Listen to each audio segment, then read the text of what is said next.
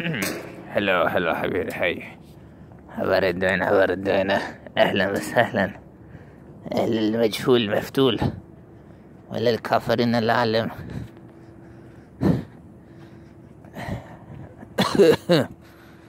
Allah. Okay, this is the glorious man reporting live from the Holy Land of America. Yes sir, it was actually in the Bible also. Absolutely. You didn't read it? You don't know about it? That is your problem. I read it, I know about it. Anyways, today is fucking what? Today's, I think, is the 19th, yeah.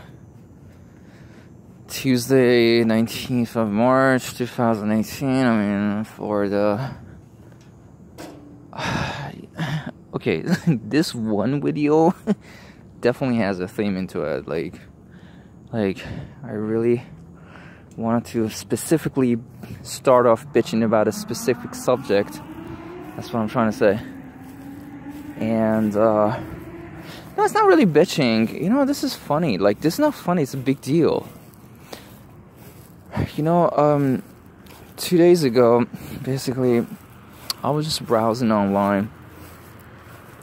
I wanted to look up and get some,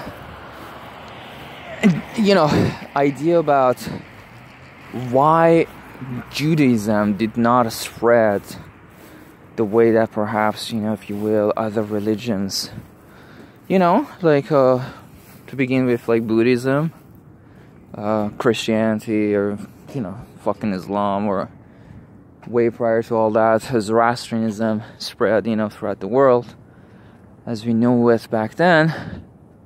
And why Judaism didn't develop itself that. And, you know, basically there were two parts into this. I collectively, you know, as it, things that I read about it, that number one, well, three things actually. Number one, that, you know, if I'm not pronouncing it correctly, basically Judaism was not meant to be a religion that wanted to convert and to spread. There was no attempts made to try to spread it and try to expand it and try to basically market it. You know, I think more or less because it was really somehow initially based on the idea that,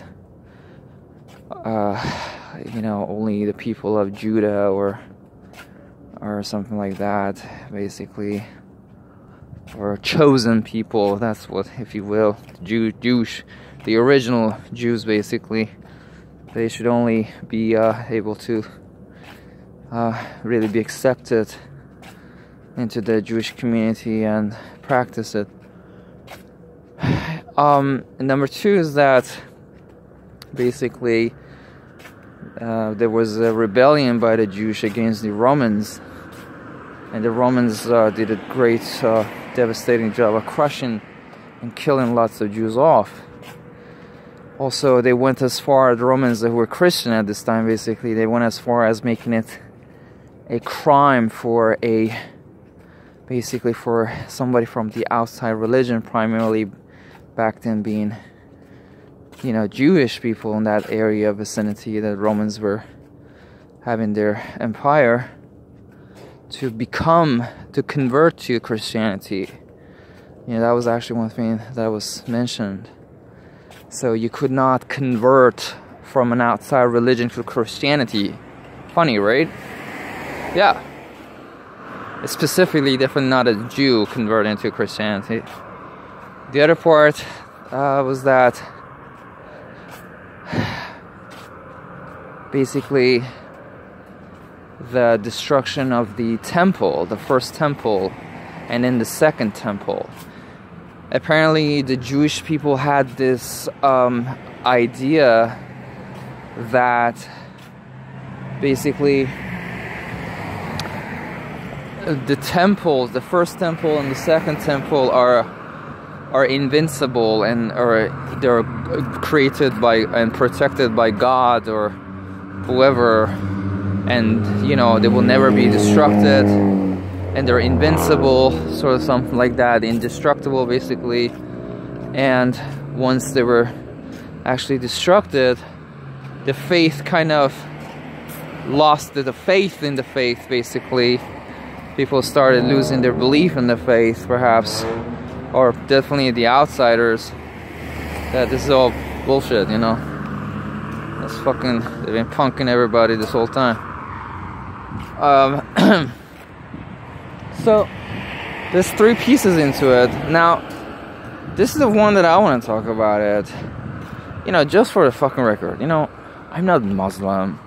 Really, I don't believe in any typical or any mainstream religion. My religion is just one thing: rightness, honesty, and goodness, and love. This is my religion. This is what I like to practice in my life. Oh yes, and peace and wisdom and intelligence, and basically being a wise man and trying, at least, you know, what I can, as much as I can, use my fucking this little brain that God has given me. Whatever, God, whoever. Yeah, I know I said God, but I do believe in God. I do believe in that. You know, whatever, called me a psychopath, I do believe in fucking God, man. You know, I don't believe him as somebody who I have to obey, or really, then again, I would say I'm Zoroastrian, because the Zoroastrian God is the Lord of wisdom, basically, the entity that is source of wisdom and created wisdom, basically, and purely that's all it is. That is his all goodness and his pure love and positivity. He's not there to punish you. He's not there to bring catastrophe upon you. He's not in that business. He's really set the world in motion. And if there is anything, just now that we're talking about it, as perhaps punishment, is really you when you do something wrong. You're setting something in motion, creating a negative energy and negativity that will go around and will come back and hit you, basically, at some point. You know, or your children, or some people that you perhaps, to begin with, for your own sake and their sake, you did some wrong to somebody else. You know, and likewise, you know, being rewarded for the goodness that you did. So that's another thing. I don't have a religion, I'm just saying, but you know, here's one piece about it. You know, you probably hear this often, and it's a reality. You know, basically, speaking of the Romans and Christianity versus Judaism, the Jewish people, and versus Islam, basically, how do you say that? You know, the way that the typically Muslims, as shitty as it were, treated Jews basically, and Christians likewise, it was not as terrible as the way the Christians and Romans, primarily speaking, treated Jews. This is a reality, because Christians, they just,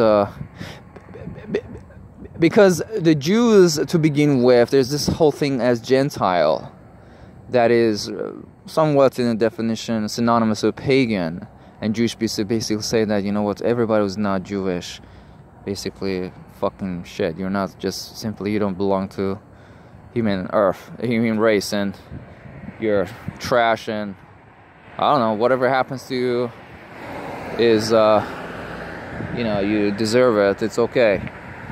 So Romans and Christians, you know, looking at them and seeing that their perspective upon them is that way, they had no mercy on these people. They say, you know what, you think we're a fucking piece of dirt and we should be killed off and shit like that? Well, you know what? We're just going to actually do that to you, just for you, so you might see how it feels like having that kind of mentality towards other people, you know? this is really what happened. Now, Muslims, yes, they had the same thought, and they came out and saying that really basically non-Muslims are really actually, they're untouchable in a bad way, and they're dirty, and yes, they should also be killed off. But if you paid tax, if you were willing to pay this tax that the Muslims, they actually said that if you pay, you could more or less practice your religion, keep your religion. I know it's very hypocritic, but this is one thing that they came up with. And actually, like me being Zoroastrian, I remember one guy telling me that at some point in Iran's history, going back about 120, 30 years ago, well, actually, not even that long, about 100 years ago, this tax got to the point that really it was beyond the typical salary of a Zoroastrian man or a family. So basically, they jacked up this tax to get them to fucking not being afforded the tax, and get them to, you know, be like, okay, you know what, this is your choice. You can either, yes, because that's the thing. You either pay the tax.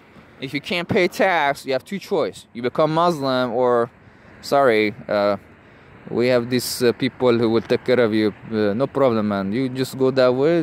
He's right there, man. No problem. Yeah, they would just, yeah, they would kill them, basically, execute them. So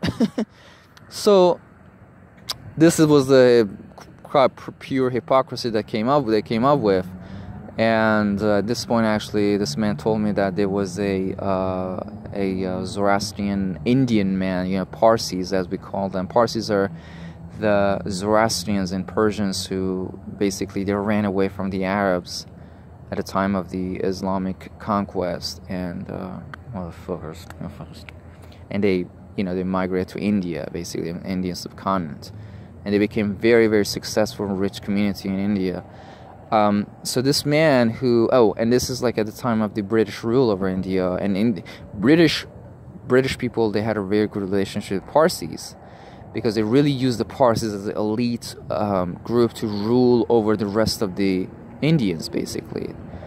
You know, that's what a colonizer does typically. You know, you want to connect and try to build some kind of a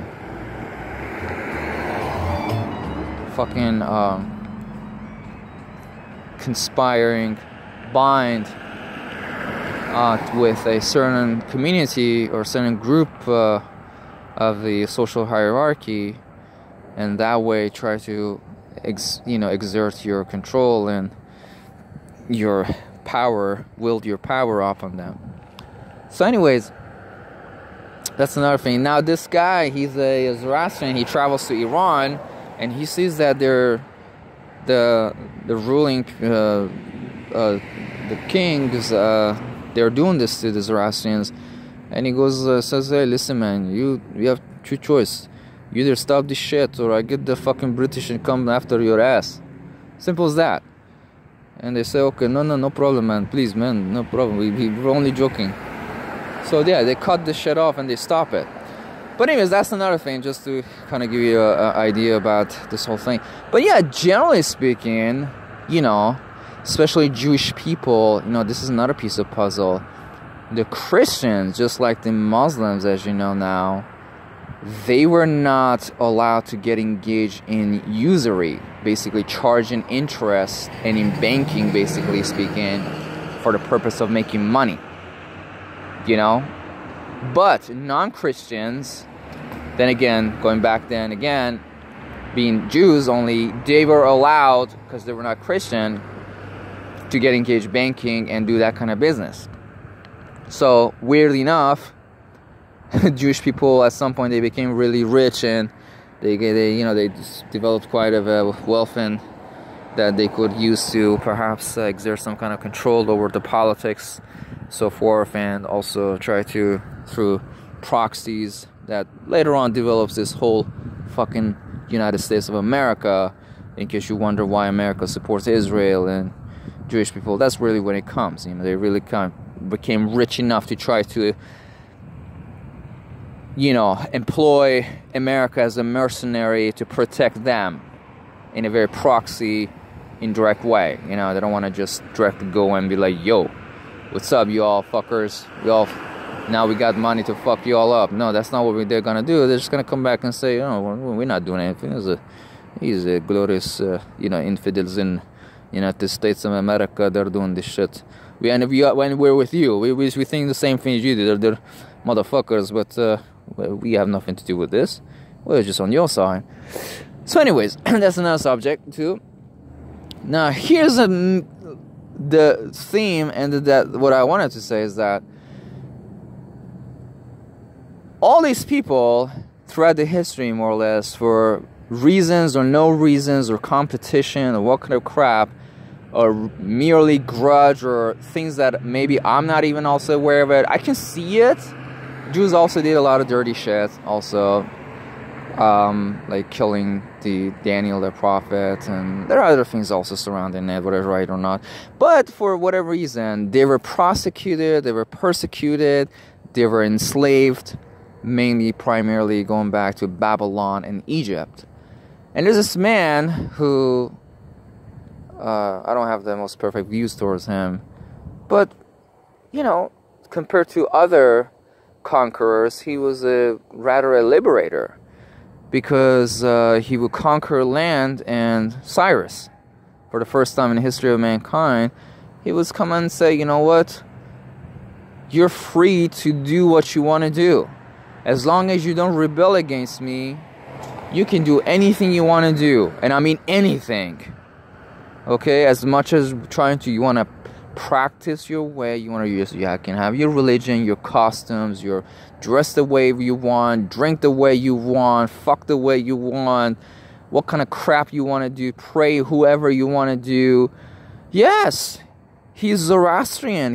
Cyrus believes in one God. He's a monotheistic man. He goes to Babylon. He goes to this temple of the gods of the Babylonians, and he prays to their gods. And he actually goes as far as saying that these gods, they actually sent me to free you from your ruler who was unjustly and, as a tyrant was ruling over you. Yes, he was a pure politician. Yes, I know that. But yeah, this is what he did. But he did a great job of presenting himself and actually being their protector, rather, And they believe in him. They said, God damn it, what else could it be? Matter of fact, indeed, our God sent him to free us, who could also give him the power to do such a thing. And justification, and, to do such a thing. Anyway, that's another thing. So anyways, he frees the Jews, something that nobody else did, twice, at least. One time in Egypt, in Goshen, and once in Babylon. Frees the Jewish people, give them money to travel back to Judah and build themselves new temples. And Jews actually go as far as calling him a Messiah. You can read about this in case you don't know about this in the Testament. And how do you say that? But here you are. These fucking Jews, they get to the point that when they see that, the Shah of Iran, that the very America brought to power and supported, basically, and likewise, mutually, he was supporting America, they said they found him against his interests and they took him out and did a great job of reenacting history and presenting a whole different image of Iran and the Eastern world and the conflicts yet to come, creating ISIS and Al-Qaeda and all these Wahhabis and all this kind of craps that they're doing in the world. In case you don't know, the Shah of Iran, really goes to 1953. We had this guy whose name is Dr. Mossadegh. He has a doctorate degree in law from Sweden. And he comes back to Iran and he sees the way that the British are stealing Iranian oil money.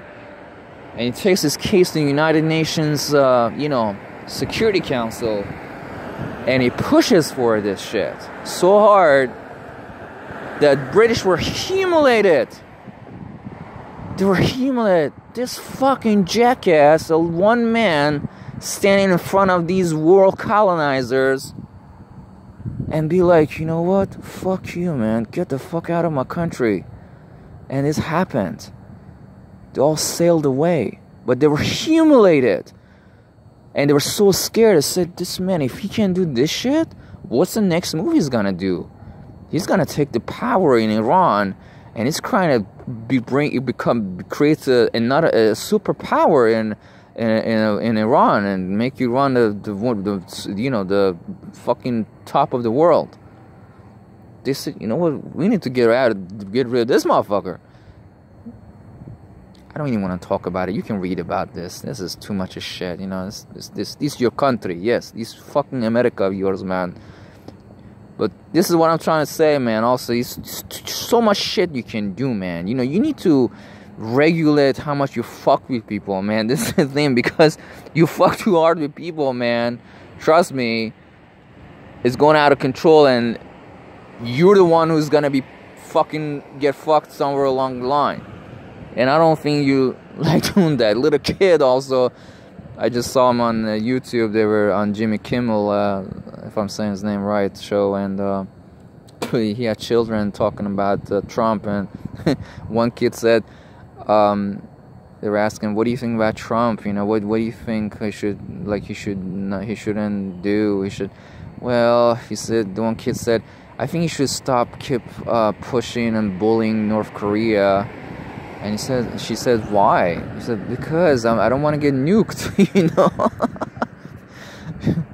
You know? You're actually creating reverse psychology. You're creating actually, you know, you remember this whole thing? Really, all these things are a global conspiracy. They have really behind the scene.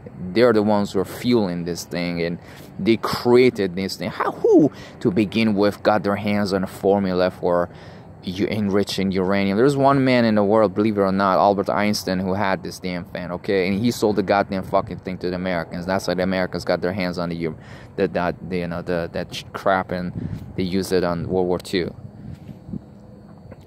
Nobody else still knows about this shit, except you actually giving him the damn thing and tell him how to do the thing. That's the truth of it. Anyways, but you know, that's another subject then again. Yeah, so they take this guy out, and then they believe, you know, the Shah, you know, he's a young man, he doesn't know what the fuck is going on. They bring him to the power. Well, he was in power, but they consolidate his power. Basically, the prime minister, Mossad was the prime minister, was elected, and he was actually ratified by the constitution that was set up by the Senate that was in progress in Iran, and they take him out, and basically they abolished the whole prime ministership, and how do you say that, they established the king again as having the ultimate basically final word in everything, being this young Shah who for that time he didn't know shit about anything. So yeah, for the nice 15-20 years, they were fucking ramping the whole oil money and everything. Just take it on, boys, get it going, rolling it back to goddamn UK and US, basically. Take it while it lasts. So yeah, and at some point, this very Shah who, this is the thing, he has really no problem with America. He loves America. He's promoting America. I'm talking about the Shah of Iran, the last Shah of Iran. He has no problem with America. He had no problem. He loved America. He was promoting everything that America all American movies, American products, American cars, gas guzzling cars everywhere. All these Chevys that if you go to Iran today, you will still see them. There's so many Chevrolets, old school 1960s, 1970s. You know, just right, the ones that came out and they were exported back then to Iran. You know, maybe that year, very year of revolution, still were doing, you know, or perhaps even because of some kind of contract still were in progress of being exported to Iran after the revolution even. How do you say that? Yeah. And he came out and just said, you know what, the only thing I can see you all stealing the fucking oil money. And this oil money doesn't belong to me, doesn't belong to you. It belongs to the people of Iran. They should go to their pocket and economy, in our economy. And Americans didn't want that shit. So okay, take this fucker out too. And yes, they bring these Ayatollahs up to the power. And how do you say that? And yes, they reenact the history. The Shah of Iran had no problem with Jewish. His fucking vice advisor, economic advisor, was a Jewish man, Hoveda, which was a great beloved man. You know, how do you say that crap? He has no problem with this goddamn fucking... He has no problem with nobody. You know, he's promoting something that I'm not happy about it, because I've seen some movies from the Shahstam and I saw just naked woman, you know, literally running around in the, you know, front of the camera, and it was quite appalling for me. Definitely very appalling for some people who actually have some humanity, not necessarily religious back then. You know what I'm saying? Something that, not my words, fucking this guy, what's his name? What do you call this guy? This guy who does these all these travel journals, he goes around and you know, makes Rick something. I should look his name up. He wears glasses, and this is a very charming guy actually. He said yes, he was doing something that in Italy and France, basically back then, being center of fashion and all that kind of crap, they were not still, women not wearing that kind of clothes back then, you know. And this is an example of it, you know. He was supporting everything. He had no problem with America. He had no problem with he loved America, too much of America. That was the problem. People had problem with too much of this fucking America, you know. And that was really the excuse that they used to, perhaps in some ways, you know, supporting these Ayatollahs and so forth. Now, definitely there were other dynamics and other political groups also that were also behind the revolution. You know, not, you know, it's the truth of it. There were also the communist parties, party of Tudeh. There were this people's guardians and this kind of crap, and other student groups and kind of shit who had some motives, perhaps themselves. And there's one thing about the Shah, that he made also a lot of mistakes, unfortunately, that established him in some ways as a dictator. Basically, he created one fucking political party as the, you know, the Rastahis has, and he said, you know, everybody should be a member of this party, every Iranian citizen should be a member of this party, and if you don't like it, get your fucking passport, get out of Iran. Simple as that.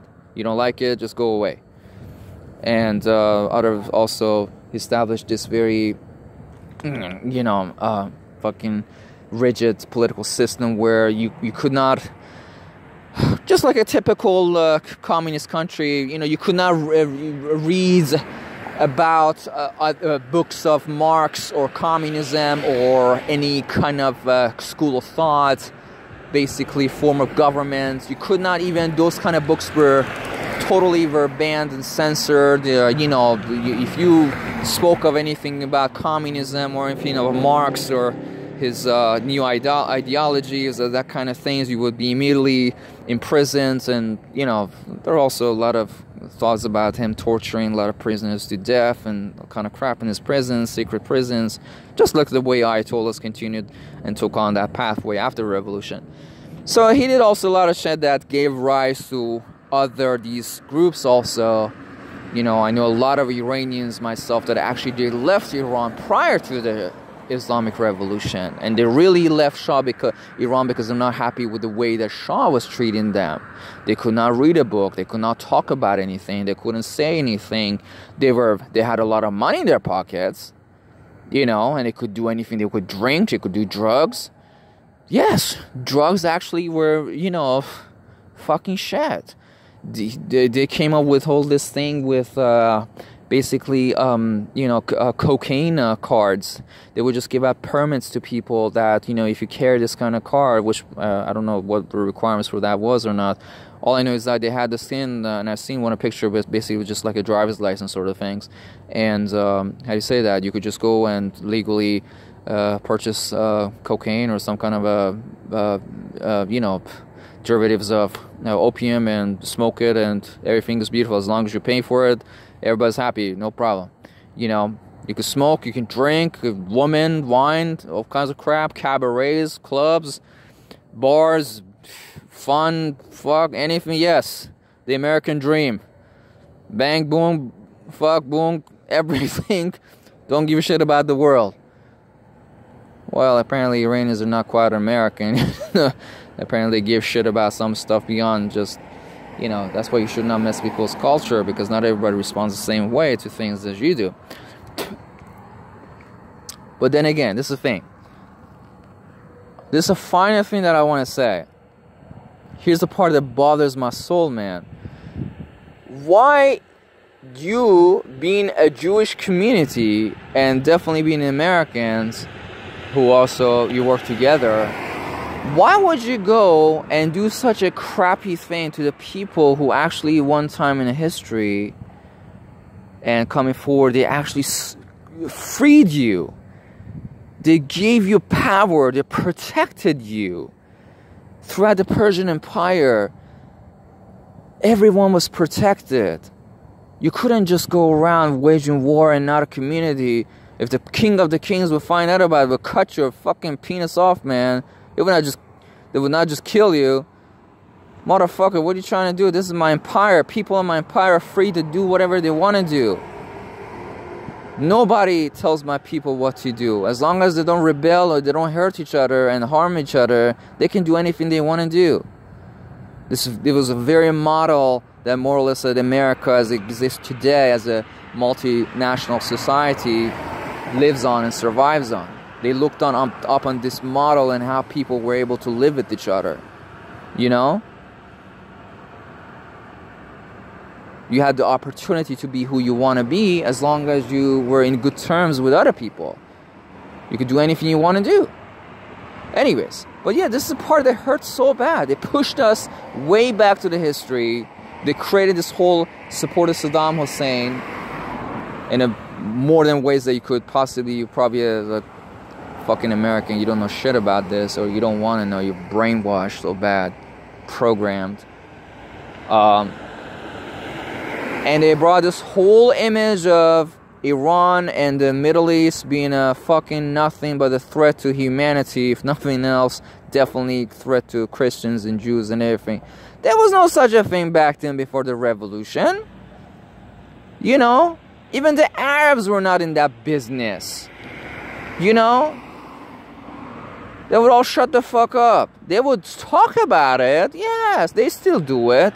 You watch Al Jazeera. You watch all these Muslims, even in Saudi Arabia. Yeah, they talk shit about, the death to the, I don't know, whoever, death to this, death to that, the Americans are in for the, but yeah, at the end of the fucking day, they bend over in front of the goddamn Americans and they shake their hands as a, please, no, this is a joke, don't talk it serious, man, no problem with this.